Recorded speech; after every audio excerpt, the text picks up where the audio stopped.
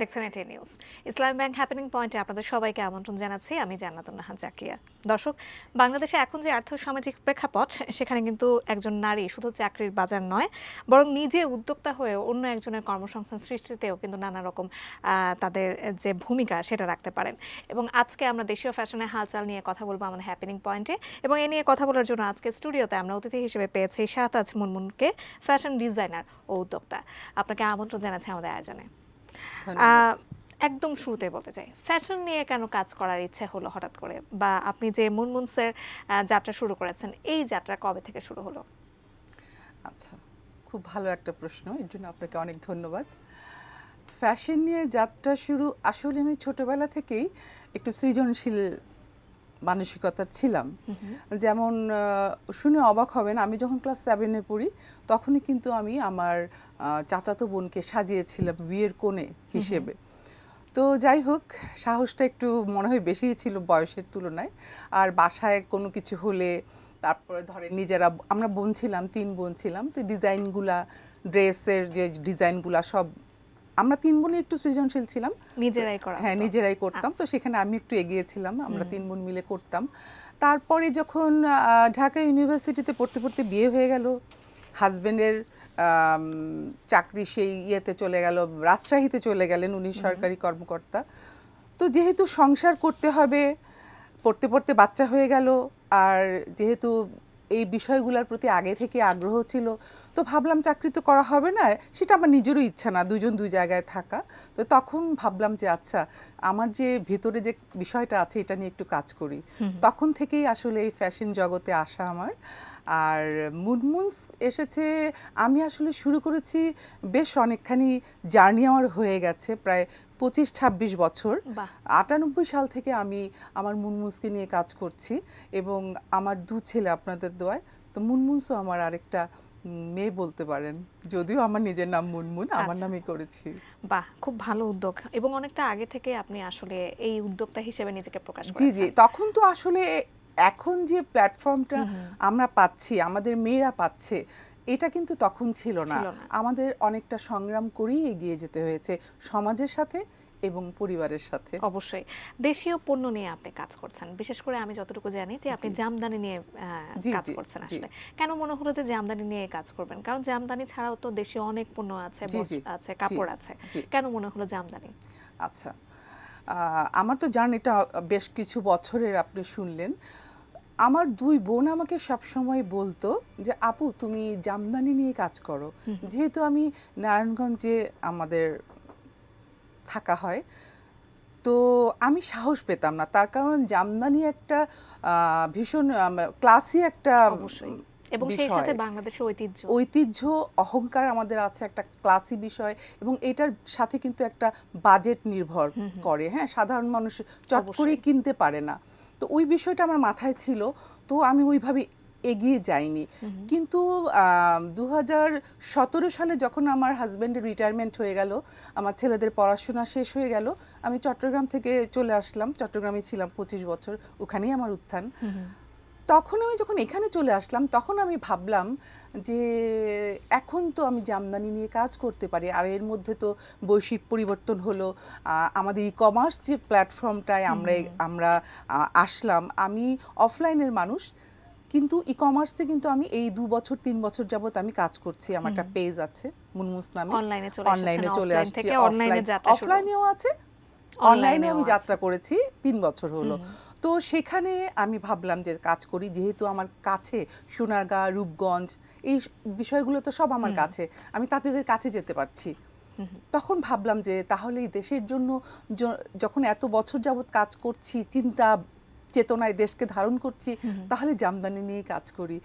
এই সাহসটা তখন থেকেই পেলাম, এবং সত্যি বলতে আমি হ্যাপি, তার কারণ আমি সাড়া পেয়েছি আপনাদের দোয়ায়, সবার দোয়ায় আমি কাজ করছি। এক্সক্লুসিভ দিয়ে যেভাবে কাজ করছি, আমি মাস পিপলেরকে ধরার জন্য, ওনাদের কাছে যাবার জন্য, ওনাদের একটা সবসময় একটা আমাদের মানে মনের মধ্যে একটা ভয় থাকে, ওরে বাবা জামদানি, এই জামদানি তো সাধারণ মানুষের মধ্যে, যে না এটা তো আমাদের বিষয় না, আমরা কিনতে পারবো না, বাজেট অনেক, সাধ্যের মধ্যে না, বাজেটে হবে না। কিন্তু সেই বিষয়গুলো আমরা যারা নারী উদ্যোক্তা, এই ২-৩ বছরের মধ্যে ৩-৪ বছরের মধ্যে আমরা যারা এই লাইনে এসেছি আমরা কিন্তু ওই দিকটা চিন্তা করছি। কতটুকু সাধ্যের মধ্যে আনা যায়? ১৫০০ টাকা থেকে ১৫০০ টাকা থেকে কিন্তু একজন রমণী, বাংলাদেশের ললনা যারা আমরা বলি, ওরা কিন্তু জামদানিতে নিজেকে সাজাতে পারবে। হ্যাঁ, তার মনের আশাটা পূর্ণ হবে। খুব সুন্দর একটা চিন্তা। জামদানি নিয়ে কাজ করছেন, নতুন কোনো পণ্য নিয়ে আসার কোনো উদ্যোগ আপনাদের ছিল কিনা বা ইচ্ছা ছিল কিনা যে জামদানির মধ্যে আপনারা নতুন কোনো কিছু আনবেন? বা আমরা আপনার সঙ্গে কথা বলার সময় আমি জানছিলাম যে জামদানি ব্লাউজের কথা আপনারা বলছিলেন, সুতি যেটা, সেটা আপনারা নিয়ে এসেছেন গত 1 বছর হলো, সেটা নিয়ে একটু জানতে চাই। আচ্ছা, আমি যখন জামদানি নিয়ে কাজ করছি তখন আমি ভাবলাম যে শুধুই কি শাড়ি, শুধুই শাড়ি, শাড়ি তো আমরা সবাই পরছি, হ্যাঁ, কিন্তু ডিজাইনের ভ্যারিয়েশন কিন্তু সাংঘাতিক এসেছে এখন। আসলে আমাদের তাঁতি যারা কাজ করছেন ওনারা আসলে ওনাদের যে মেধা, মানে আমরা অবাক হয়ে যাই। ওনারা কোনো কিছু না, শুধুমাত্র ব্রেন থেকে ওনারা তাতে বসে বসে কাজগুলা করছেন। তো খুবই একটা, মানে আমি বলবো যে আসলে বিস্ময়কর, বিষয়টা বিস্ময়কর। তা আমরা যখন ভাবলাম যে না, শাড়ির সাথে সাথে অন্য কিছু আনতে পারি কিনা, আমার হঠাৎ মনে হলো শাড়ির সাথে আমি যে ব্লাউজটা পরছি সেটা বেশ কিছুবার পরার পরে যেহেতু হাফ সিল থাকে, একটু ফেসে যায়, একটু কিছু হয়ে যায়, কাজ করতে পারি না, সুতি ব্লাউজ পিস নিয়ে আসি। তখন আমি সুতি ব্লাউজ পিসটা নিয়ে কাজ শুরু করলাম। তো এখন হয়েছে কি, তাঁতিদের একটা বিষয়, ওরা না যা বোঝে সেটাই বোঝে, ওদেরকে বোঝানোটা খুব কষ্ট। আচ্ছা, একজন তাঁতিকে আমার বোঝাতেই লেগেছিল প্রায় 2 মাস সুতি ব্লাউজ তৈরি করার জন্য। তারপরে যাই হোক, আল্লাহ রহমতে ওনাকে আমি রাজি করাতে পেরেছিলাম এবং ওনাকে দিয়ে আমি এই সুতি ব্লাউজ পিস করিয়েছি এবং সেটার ভালো আমি সাড়া পেয়েছি। প্রায় 1 বছর হয়ে গেল আমার এই লঞ্চ করেছি আমি সুতি ব্লাউজটা বাংলাদেশে প্রথম। তারপরে গজ কাপড়, জামদানিতে এখন সুন্দর সুন্দর গজ কাপড় হয় এবং সেই গজ কাপড় দিয়ে আমি বাচ্চাদের ড্রেস বানাচ্ছি, বড়দের কুর্তি বানাচ্ছি, তারপরে কোটি বানাচ্ছি। বিশেষ করে জামদানিকে আপনি ফোকাসে রেখেছেন। আমি এখন জামদানিকে ফোকাস করেই কাজ করি, অন্য ফেব্রিক নিয়ে করি, বাট জামদানিটা কি আমার এখন আপনি একদম মূলে রেখেছেন। আচ্ছা, আপনি অনেকদিন যাবত দীর্ঘ সময় ধরে চট্টগ্রামের ডিজাইনার্স ফোরামের সক্রিয় সদস্য হিসেবে আছেন। চট্টগ্রামের নারীদের আসলে উদ্যোক্তা হবার আগ্রহ কেমন সেটা আপনার কাছ থেকে জানতে চাইবো। তবে তার আগে আমাদের হ্যাপেনিং পয়েন্টে একটা বিরতি নেবার সময় হয়েছে। দর্শক, একটা বিরতির পর ফিরছি, আমাদের সাথেই থাকুন।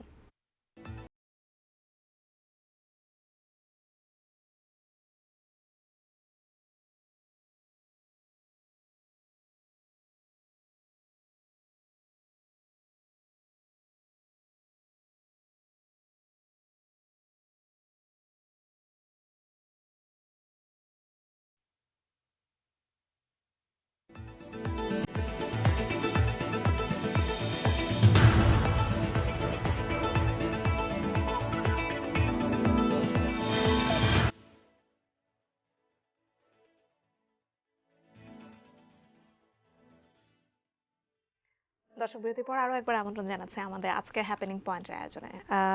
আপনার কাছে আমার প্রশ্ন ছিল যে দীর্ঘদিন ধরে বা দীর্ঘ সময় ধরে আপনি চট্টগ্রাম ডিজাইনার্স ফোরামের সক্রিয় সদস্য, চট্টগ্রামের নারীদের মধ্যে আগ্রহ কেমন উদ্যোক্তা হবার? এখন কিন্তু নারীরা প্রচণ্ড সক্রিয়, সবাই কাজ করতে যায় এবং সেই হিসেবে চট্টগ্রামের নারীরাও কিন্তু পিছিয়ে নেই। তারাও এগিয়ে আসার জন্য বদ্ধপরিকর এবং অনেকেই এগিয়ে আসছে, অনেকেই এগিয়ে আসছে। একটা ব্র্যান্ড তৈরির পেছনে আসলে কোন জায়গা থেকে শুরু করা প্রয়োজন? যারা একদমই নতুন উদ্যোক্তা হতে চান তারা কোথা থেকে শুরু করবেন? আপনার যে দীর্ঘ অভিজ্ঞতা তার থেকে জানতে চাচ্ছি। আসলে একটা ব্র্যান্ড মানে কিন্তু একটা সততা, একটা বিশ্বাসের জায়গা। সেই বিষয়টা আমাদেরকে মাথায় রেখে কাজ করতে হবে। আমি যখন নিজেকে একটা ব্র্যান্ড হিসেবে আমি সবার কাছে উপস্থাপন করতে চাইবো, যেমন আমার মুনমুনসকে নিয়ে কিন্তু আমি সেই স্বপ্নটাই দেখি। হয়তো এত বছরের জার্নিতে সেই বিশ্বাসটা আমি অর্জন করেছি আলহামদুলিল্লাহ। এটার জন্য প্রথম থেকেই আমাকে সততার সাথে কাজ করতে হয়েছে এবং আমি যেহেতু পোশাক নিয়ে কাজ করছি, আমি ফেব্রিকের দিকে শতভাগ নজর রাখি। যখন আমার একটা মজার কথা বলি, আমার কারখানায় যখন কাজ করতাম চট্টগ্রামে, তো অনেক সময় না ঈদের সময় তখন তো প্রচুর কাজ করতে হয়, ইউজ ডিজাইন করতে হয়। তখন আমার কর্মচারীরা বলতো, আপা আপনি না একদম সালোয়ারের কাপড়টা পর্যন্ত এত দেখেন কেন? আমি বললাম, এটা তোমরা কি বলো? মানে না, অনেকে তো এরকম দেখেন, আপনার যে বাইরে কাপড় কিনি আমরা, আমি বললাম যে দেখো ওইখানেই আমার সাথে ওদের পার্থক্য, আমার প্রতি তাদের বিশ্বাস যে মুনমুস থেকে আমি যে প্রোডাক্টটা নিব সেটা শতভাগ আমি বিশ্বাসের সাথে নিতে পারছি, এবং এখানে আমি ঠকবো না। এই যে আমি ঠকবো না এবং মুনমুসের কাছে আসা, এটাই কিন্তু একটা ব্র্যান্ডের জন্য অনেক ইম্পর্টেন্ট একটা বিষয়, এবং সব সময় নিজেকে উপস্থাপন করতে হবে সেইভাবেই সবার কাছে, এবং একটা মানে বিশ্বাসের যে জায়গাটা সেটা কখনোই মানে আমাকে ওখান থেকে পিছপা হলে চলবে না। নতুন যারা আসছেন তাদেরকে আমি বলবো, এবং নতুন যারা আসছেন তাদের মধ্যে কিন্তু একটা অস্থিরতা কাজ করে। হ্যাঁ, অনেক সময় আমরা যারা ডিজাইনার, আমরা তো ডিজাইন নিয়ে কাজ করছি, কিন্তু ধরেন এখন তো অনেক রকমই উদ্যোক্তা, সেলার উদ্যোক্তাও আছেন, ওনারা মনে করেন যে একটা হয়তো 100 টাকা দিয়ে একটা প্রোডাক্ট কিনলেন, সেইটা 120 টাকা দিয়ে ছেড়ে দিচ্ছেন। কিন্তু এখানে তো শুধু আমি যে দোকানে গেলাম সেখান থেকে কাপড়টা কিনে নিয়ে আসলাম তা না, এটার পিছনে কিন্তু অনেক হিডেন কস্ট লুকিয়ে আছে, সেই বিষয়গুলোকে আমাদের বুঝতে হবে। তার কারণ লেখাপড়া করতে হবে, লেখাপড়া করতে হবে, বুঝতে হবে, সেই বিষয়টা নিয়ে রিসার্চ করতে হবে। আমার মনে হয় অন্ততপক্ষে 6 মাস সময় নেওয়া উচিত। আমি যদি কোনো একটা কিছু নিয়ে কাজ করতে চাই, সেটা নিয়ে আমার অন্তত 6 মাস চিন্তা করা উচিত, পড়াশোনা করা উচিত, তারপরে সেই প্রোডাক্টটা নিয়ে সম্যক কাজ ধারণা করা নিয়ে উচিত, আসলে সম্যক কাজ করা ধারণা নিয়ে উচিত। তা না হলে আসলে সেভাবে সফল হয়তো হওয়া যায় না। আমরা জানি যে ক্রেতাদের পছন্দ পর্যবেক্ষণ করতে আসলে বাজার পর্যবেক্ষণটা, যেটা আমরা বলি আর কি, যে ক্রেতাদের পছন্দ জানতে এই জিনিসটা খুব দরকারি। সেক্ষেত্রে আপনারা আসলে কিভাবে কাজটা করে থাকেন? আচ্ছা, ক্রেতার পছন্দের ব্যাপারটা এখন যে সমসাময়িক যে পছন্দগুলো বা ট্রেন্ড চলছে, এটা ভালো বলেছেন। যেমন এখন কিন্তু মানে কি বলে, ওই যে নায়রা কাট, এটার জন্য ক্রেতারা কিন্তু খুবই পাগল। আর এক সময় ছিল মানে ধরেন সালোয়ার কামিজটাকে খুব পরতো, সালোয়ারে অনেক ভ্যারিয়েশন আসতো। হ্যাঁ, এখনো আছে, এখনো প্যান্টও আছে, আবার দেখা যাচ্ছে পাটোয়ারি সালোয়ার যেটা আছে সেটাও আছে, নর্মাল সালোয়ারটা এখন একটু কম দেখা যাচ্ছে। আর ড্রেসের ব্যাপারও যেমন কুর্তি চলছে, নায়রা কাট চলছে, লং ড্রেস চলছে। তো এই বিষয়গুলা মানে এমনভাবে আসে বাজারে, এমনভাবে আসে, তো বাজারটাকে আমাদের প্রচণ্ডভাবে পর্যবেক্ষণ করতে হয়, এবং আমি বলবো যে আমাদেরকে একদম মানে তীক্ষ্ণ দৃষ্টি রাখতে হয় যে বাজারে কি চলছে এবং ক্রেতা কোনটা পছন্দ করছে। বাজারে কিন্তু দেখা যাচ্ছে যে অনেক রকমের ড্রেস আছে, কিন্তু তার মধ্যে দেখা যায় যে 10টার মধ্যে হয়তো 3টার ট্রেন্ড খুব বেশি। হ্যাঁ, তখন আমাদের ওইটা ফলো করেই আমাদের আসলে চলতে হয়, যে আমি একটা করে দিলাম সেটা তো হবে না, আমাকে বাজার বুঝতে হবে, বাজার বুঝে তারপর আমাকে সেই মতো এগিয়ে যেতে সিলেক্ট করতে হবে। অবশ্যই বিশ্বজুড়ে এখন একটা অর্থনৈতিক বেশ একটা টালমাটাল অবস্থা দেখছে। দেখা গেছে যে করোনা পরবর্তী পর একটা উঠে দাঁড়ানো কেন্দ্রিক একটা অবস্থা ছিল, এরপরে রাশিয়া ইউক্রেন যুদ্ধের জন্য আমাদের বেশ একটা পরিস্থিতি যাচ্ছে পুরো বিশ্বজুড়ে।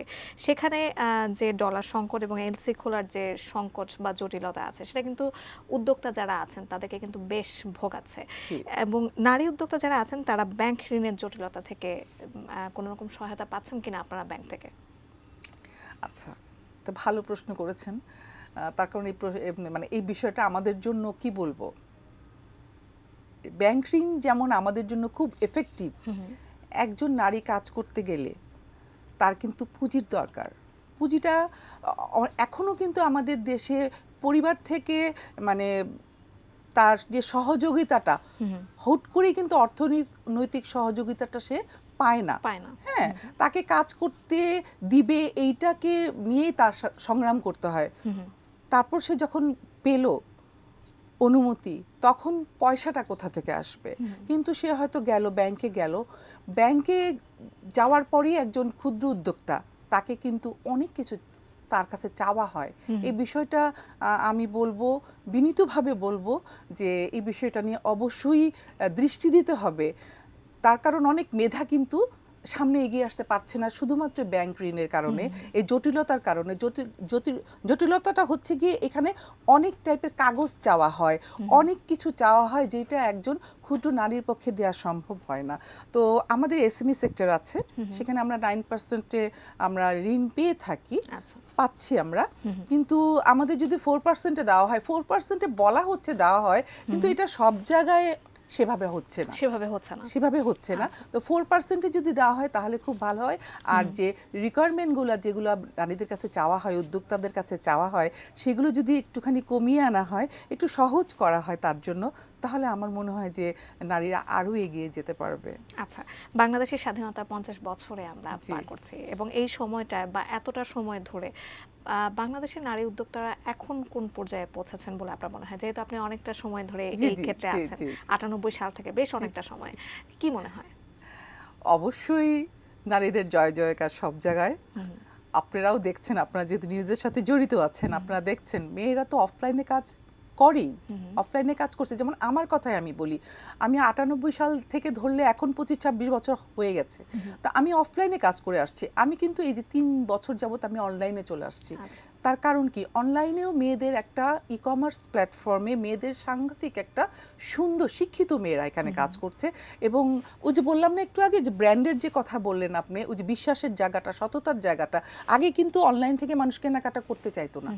হ্যাঁ, দেখা তো একটা জিনিস, হয়তো আরেকটা জিনিস, প্রতারণার বিষয়টা যেটা আমরা বলি। হ্যাঁ, কিন্তু এখন কিন্তু সেটা হচ্ছে না। এইদিকে আমি বলবো যে আমরা যারা নারী উদ্যোক্তা, আমাদের অবদান অনেক বেশি এবং মেয়েরা অনেকখানি জায়গা মানে অর্থনৈতিক স্বাবলম্বী হয়েছে। তারা দেশকে সহযোগিতা করছে, পরিবারকে সহযোগিতা করছে, অবশ্যই অনেকখানি জাতীয় করছে। অর্থনৈতিক উন্নয়নে কিন্তু এবং নারীর অবদান 20% আমরা জি, বলতে জি, পারি, জি, জিডিপিতে জি, যেটা জি। অনেকাংশে বেশি। জি। এখন পর্যন্ত একজন নারী উদ্যোক্তা হিসেবে কোনো রকম প্রতিবন্ধকতা আপনারা মুখোমুখি হয়েছেন কিনা, দেখেন, বা সরকারি কোনো সহায়তা এখন পর্যন্ত চান কিনা? সরকারের সহযোগিতা তো সবসময় চাইবো। তার কারণ সরকার যদি আমাদের দিকে একটু তাকান, ওই যে আমি বললাম যে 4%, হ্যাঁ, তাহলে কিন্তু আমাদের জন্য অনেক অনেক মানে সুবিধা হয়। আর আরেকটা বিষয় আমি বলি যে ঋণটা যখন আমরা নেই, আজকে ঋণ নিলাম, পরের মাস থেকে আমাকে সেটার মানে যে কিস্তিটা দেওয়া পরিশোধ করা হচ্ছে। আচ্ছা, শুরু করতে হলো, শুরু কিন্তু করতে ওইটা কিন্তু হচ্ছে। আমার জন্য অনেক টাফ হয়ে যায়। আমি বিজনেসটা ভালো মতো তৈরিই করতে পারলাম না, তাহলে আমি কোথা থেকে দিব? এই বিষয়টা যদি পিরিয়ড একটা আছে, 6 মান্থের একটা পিরিয়ড আছে, হ্যাঁ, সেই পিরিয়ডটা যদি মানে আমরা যদি সব জায়গাতে মানে এটাকে মানতে পারি, তাহলে মনে হয় মেয়েদের জন্য অনেক ভালো হয়, আচ্ছা। অনেক সুবিধা হয়, যে আমাদের কাজ করতে অনেক সুবিধা হয়। অবশ্যই। আর প্রতিবন্ধকতা তো থাকবেই, কোনো কাজ কেউ বলতে পারবে না যে প্রতিবন্ধকতা ছাড়া আমি করেছি। তো সেই প্রতিবন্ধকতাকে আমরা মেয়েরা পার করে আসলে পার এগিয়ে করে যেতে হবে। আসছি। অসংখ্য ধন্যবাদ। আমাদের আয়োজনে একেবারে শেষ পর্যায়ে আমরা চলে জি, জি, এসেছি। জি। আপনাকে অসংখ্য ধন্যবাদ আমাদের আজকের আয়োজনে আপনাকে যুক্ত হওয়ার জন্য। আপনাকেও অনেক ধন্যবাদ, এটি নিউজকে অনেক ধন্যবাদ এবং কলাকুশলী সবাইকে অনেক ধন্যবাদ। আপনার প্রতিও শুভকামনা থাকলো। দর্শক, দেশের অর্থনীতি বিনির্মাণে নারীদের অংশগ্রহণ বৃদ্ধি পাক এবং অর্থনীতির মূল চালিকা শক্তি হিসেবে প্রতিষ্ঠিত হোক, এই আশা রেখে আজকে হ্যাপেনিং পয়েন্ট আমরা এখানে শেষ করছি। অন্য কোনো দিন আমরা অন্য কোনো বিষয় নিয়ে আবারও চলে আসবো। সে পর্যন্ত নিশ্চয়ই এটি নিউজের সঙ্গে থাকবেন। অসংখ্য ধন্যবাদ।